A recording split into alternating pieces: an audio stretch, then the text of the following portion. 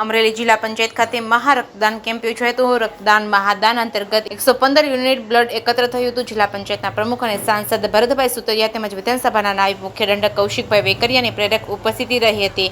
ભારત દેશના જાબાઝ જવાનો દ્વારા ઓપરેશન સિંદૂર અંતર્ગત હાલની અને ભવિષ્યની પરિસ્થિતિને પહોંચી વળવા માટે સૈનિકો તથા નાગરિકો માટે રક્તની જરૂરિયાતને ધ્યાનમાં રાખીને અમરેલી જિલ્લા પંચાયત ખાતે મહારક્તદાન કેમ્પનું આયોજન કરવામાં આવ્યું છે। આ મહારક્તદાન કેમ્પમાં જિલ્લા પંચાયતના પ્રમુખ તેમજ સાંસદ ભરતભાઈ સુતરિયા, ગુજરાત વિધાનસભાના નાયબ મુખ્ય દંડક કૌશિકભાઈ વેકરિયા, જિલ્લા પંચાયતના આરોગ્ય સમિતિના ચેરમેન અશ્વિનભાઈ કુંજડિયા, જિલ્લા વિકાસ અધિકારી પરિમલ પંડ્યા સહિતના અધિકારીઓ, પદાધિકારીઓ, કર્મયોગી સહિતના ઉપસ્થિત રહ્યા હતા। જેકેએસ ન્યૂઝ ગુજરાતી સાથે જૈનિક સુજિત્રા, અમરેલી।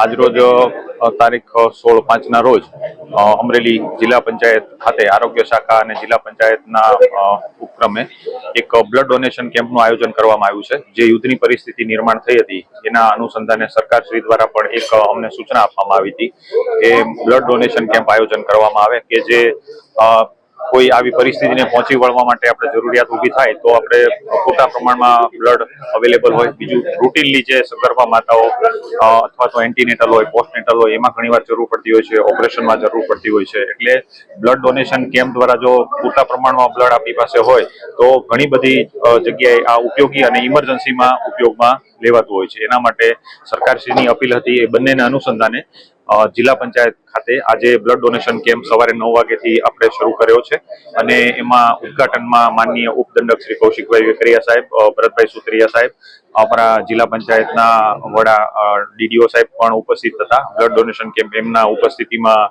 શરૂ કરવામાં આવ્યો અને એ આજે સાંજે 5 વાગ્યા સુધી ચાલુ રહેશે અને આમાં અગાઉ આગોતરા આયોજન રૂપે જિલ્લા પંચાયતની તમામ શાખાઓ પ્લસ નગરપાલિકાને તેમજ પોલીસ વિભાગમાંથી અને રેવન્યુ ડિપાર્ટમેન્ટમાંથી એ ઉપરાંત જેટલી એનજીઓ છે એ તમામ એનજીઓનો સંપર્ક કરીને એમને પણ આમાં બ્લડ ડોનેશન માટે પ્રોત્સાહિત કર્યા હતા કે મોટાભાગે લોકો આમાં સહકાર આપે અને જે લાયક છે, ઈચ્છુક છે એ તમામ બ્લડ ડોનેશનમાં સહકાર આપે તો આપણે બ્લડ બેંકમાં જે ઘણી વખત શોર્ટેજના પ્રશ્નો ઊભા થતા હોય છે એ પણ ન થાય। અને આજે તો ઠીક છે પણ સમયાંતરે પણ દર 3 મહિને જે ડોનેટ કરી શકે એમ છે એને પણ અપીલ કરી છે કે રેગ્યુલરલી બ્લડ ડોનેશન કરતા રહે અને આ સેવા કાર્યમાં ભાગ લે।